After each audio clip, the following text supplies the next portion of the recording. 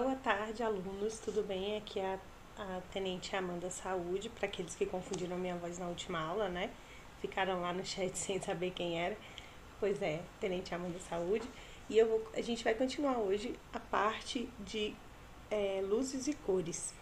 Então, na última aula, a gente falou da parte de... Vou voltar aqui os slides para vocês poderem ver. A gente falou da parte de reflexão e absorção, reflexão e transmissão, e agora a gente vai falar da parte de reflexão. Lembrando que da transmissão, a gente falou foi do evento de refração, tá? Que é um dos eventos de transmissão. E hoje a gente vai falar da parte de absorção. Então, para iniciar, a gente tem que falar do nosso olho. Quando a gente fala de absorção, a primeira coisa que a gente tem que levar em conta, que a gente tem que considerar como exemplo, é o que acontece com o nosso olho. O nosso olho, ele faz a absorção da luz e a conversão dessa energia luminosa para a produção das sinapses, e aí o nosso cérebro vai entender a imagem que a gente está vendo. Olha como isso é maravilhoso, né? Se vocês não disserem para mim que ciências é maravilhoso, né? Então o que o nosso olho faz? Ele vai receber a luz e vai fazer essa conversão. Mas como é que isso é feito? Existem várias partes do nosso olho que vão auxiliar nessa conversão. Deixa eu conseguir acertar aqui o slide, gente, porque eu tô subindo e ele tá subindo demais, tô descendo e ele tá descendo demais. Aí, pronto. Então, o nosso olho ele vai ser composto de algumas partes que vão ajudar a ter essa captação de luz e transformar essa luz em sinapses para que a gente possa entender a imagem que está à nossa frente, né? Aquilo que a gente está olhando. Então, o nosso olho vai fazer a captação de luz e ele vai funcionar como um sistema de lentes, igual de uma máquina fotográfica mesmo. Na verdade, a máquina fotográfica é inspirada, né? No nosso, não a máquina, a primeira, né? Mas toda a tecnologia que foi utilizada para as máquinas evoluírem, as máquinas fotográficas, elas foram baseadas exatamente na forma como funciona o nosso olho, né? Então, existe um sistema de lentes que a gente vai começar a falar pela pupila. A pupila, ela vai fazer o controle, que é essa partezinha aqui, ó. Ela vai fazer o controle, tá aqui, ó, roxinho. O controle da entrada de luz. Essa entrada de luz, ela vai ter que ser controlada para que a gente consiga focar e entender o que o nosso olho está vendo. Então, uma coisa que vou mostrar para vocês um videozinho bem legal de como é que essa pupila faz esse controle. Ela vai fechando e abrindo a depender da quantidade de luz que incide, né, na córnea. Então, esse controle é o que vai permitir que a gente consiga enxergar num ambiente mais luminoso ou menos luminoso. Então, a pupila vai dilatar ou relaxar conforme a quantidade de luz. E isso vai fazer a função do diafragma aqui da lente, né? Da máquina fotográfica. Esse diafragma, ele também vai usar esse controle da entrada de luz para que a máquina consiga focar e obter uma boa imagem.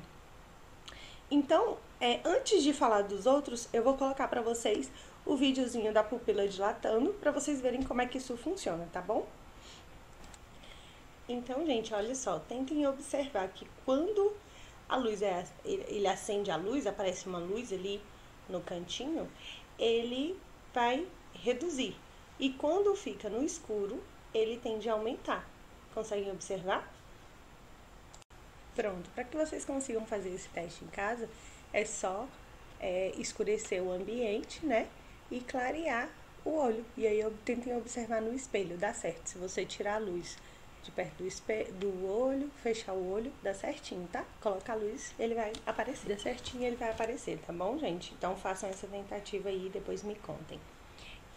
Então a gente tem ainda outras partes, né? Pra observar. Então aqui, a próxima parte que a gente vai observar é o cristalino. O cristalino é como se fosse uma gelatinazinha que fica aqui na frente. E o cristalino, ele vai contrair ou relaxar para que a gente consiga fazer o foco, né? Então, o cristalino, ele vai precisar de músculos que ficam aqui em volta e que vão permitir essa azulzinha, tá, gente? Cristalino. Aqui o branquinho é a córnea. O cristalino vai precisar desses músculos que ficam aqui em volta, ó, para que ele possa contrair ou relaxar para que a gente faça o foco. Sabe quando você está tentando ver uma coisa que está lá longe, que você tenta até aperta um pouco o olho para conseguir observar? É essa a função, tá? Desses músculos. O problema é que com a idade, esses músculos vão relaxando e aí as pessoas não conseguem fazer esse foco com tanta facilidade. Outra coisa é se você colocar algo muito próximo do rosto. Então, que você tenha que ler, mas que está muito próximo. A gente tem uma tendência a achar que a gente só não consegue focar no que está longe, mas não, o que está muito próximo também não. Então, se estiver muito próximo, esses músculos eles vão trabalhar para que o cristalino consiga fazer esse foco, né?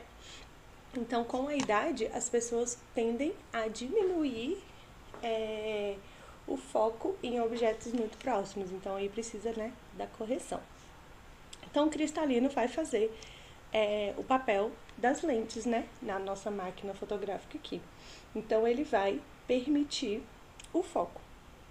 E aqui no final, a gente tem a retina. A retina, ela vai receber, captar essa luz e vai passar para essas células que vão ficar aqui, ó, logo atrás do nosso olho. É ela que vai fazer, que vai receber, captar a luz e iniciar o entendimento da imagem, né? Então, a retina é como se fosse aqui o sensor da nossa máquina, tá bom?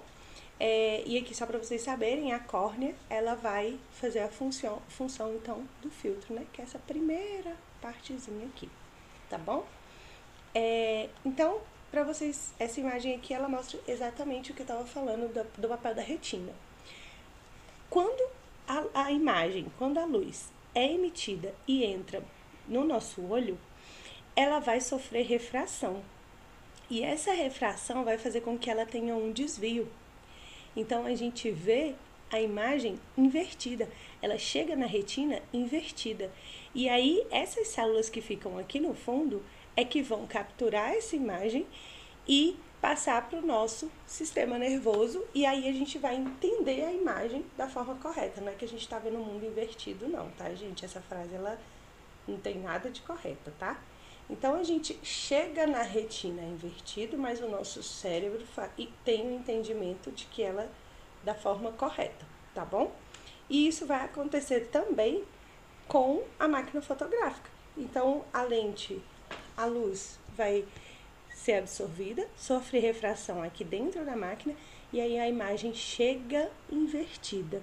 Mas ela, quando ela for mostrada, ela vai ser da forma correta, tá bom? E aí, quando a retina faz essa captura da luz, ela é que vai transformar em impulso nervoso por meio das células que ficam aqui ao fundo. Então, eu vou colocar um outro videozinho também que vai mostrar essas células. Antes de colocar o vídeo, eu vou mostrar essa parte para vocês.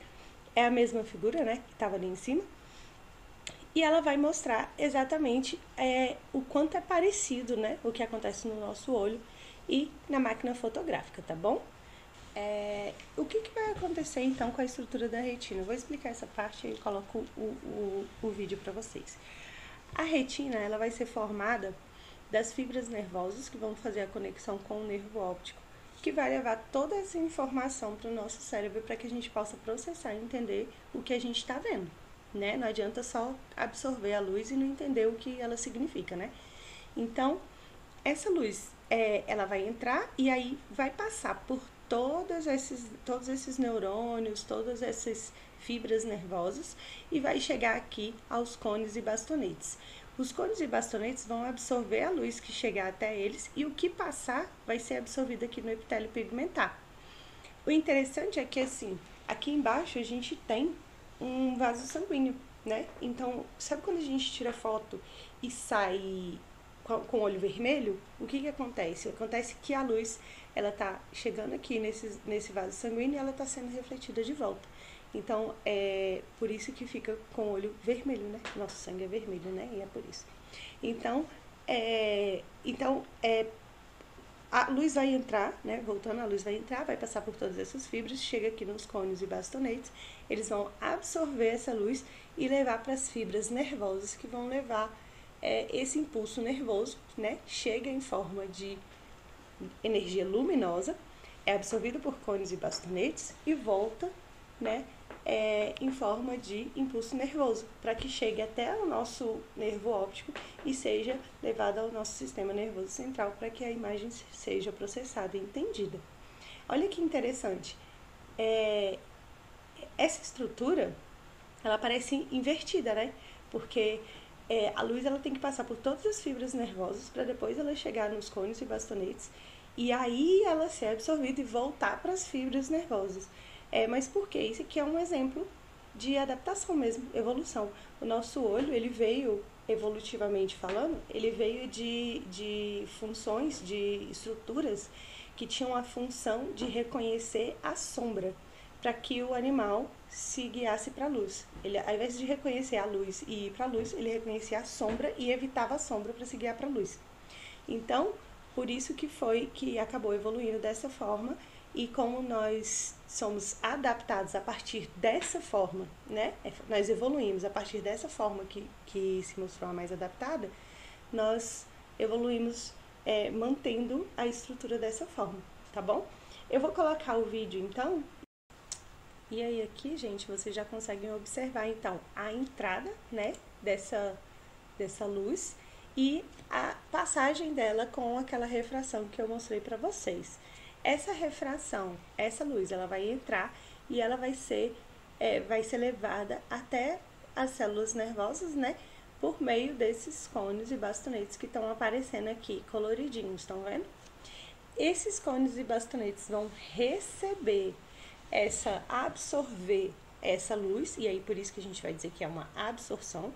Eles vão absorver essa luz e vão transferir para o nosso nervo óptico. Então, para que vocês vejam aí com um pouquinho mais de clareza, ele vai aproximar a imagem e aí vocês conseguem ver os cones e logo depois os bastonetes que estão absorvendo essa luz e que vão levar isso lá para o nosso nervo óptico, tá bom?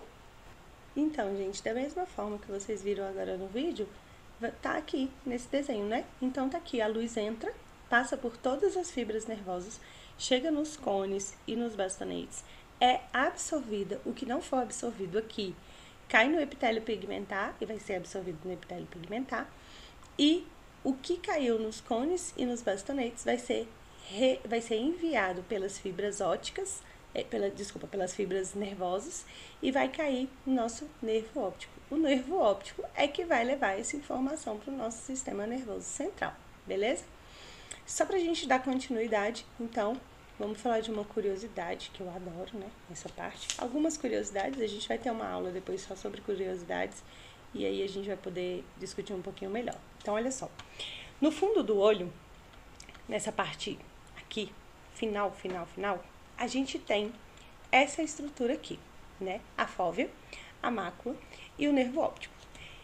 Onde tem a fóvea é onde a gente foca, sabe? Você pode até olhar pra frente, tentem fazer isso agora. Olhem aí pra frente, vocês estão vendo, sei lá, a tela do computador. O que tá em volta não tá focado, né? O que tá focado é a tela do computador. O restante vocês estão vendo, é a nossa visão periférica. Mas você não tá com o foco, né, nessa visão periférica. Claro que se alguém, sei lá, se o seu irmão mais novo chutar uma bola em você agora que você tá assistindo, você vai ver a bola vindo e aí você foca na bola, né? Você vira o rosto e aí foca, leva o foco pra bola que tá vindo, né? Mas, se não, você vai ver ela vindo, você vai ver ela vindo, mas ela não vai estar focada. Então, a imagem que está direcionada para a fóvea é a imagem que vai ficar focada.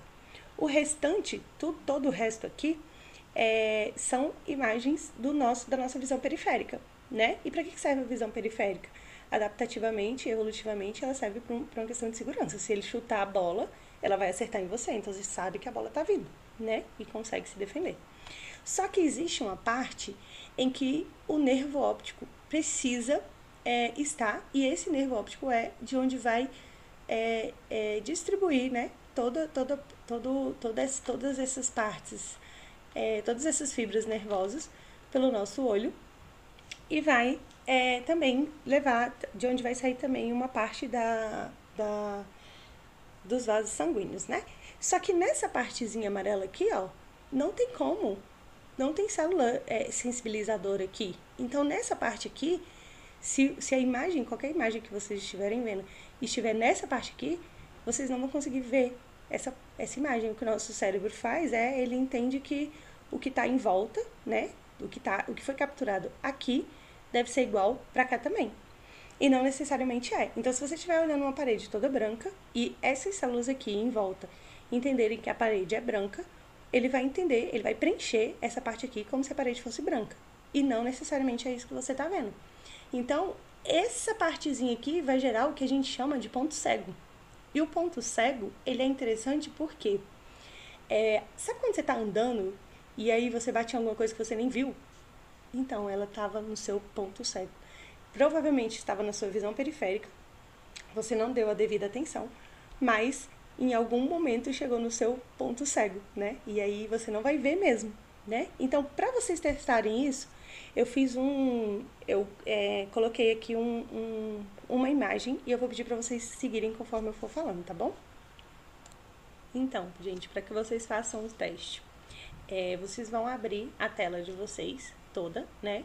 E aí vocês vão deixar a tela aberta e ficar de forma, assim, bem retinha em relação à tela de vocês, de forma perpendicular, bem retinha, para que vocês possam fazer o teste. Vocês vão tapar o olho direito e olhar com o olho esquerdo aqui no pontinho vermelho.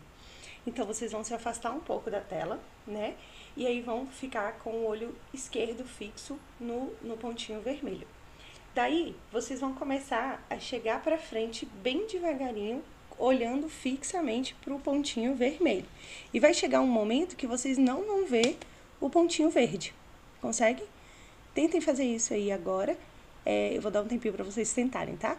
E aí vocês tentem observar que o verdinho some. Se vocês chegarem um pouquinho para frente, ele aparece de novo. Se vocês voltarem um pouquinho para trás, ele também reaparece. Então, quando o pontinho verde some, é exatamente o ponto cego do olho do olho esquerdo, né? Então, é exatamente quando vocês conseguem chegar a essa parte, né? Então, façam esse teste aí pra vocês verem como fica bem legal. E aí, gente, testem agora também com o outro olho, né? Então, você agora fecha o esquerdo, né? E olha com o direito pro pontinho verde. Fixa no pontinho verde e aí vê se você vai chegando pra frente, né? Até que o ponto vermelho suma. Vai dar certo também, tá bom? Então eu vou ficar aqui quietinha pra vocês fazerem um teste aí. E aí a gente já volta com os slides, tá bom?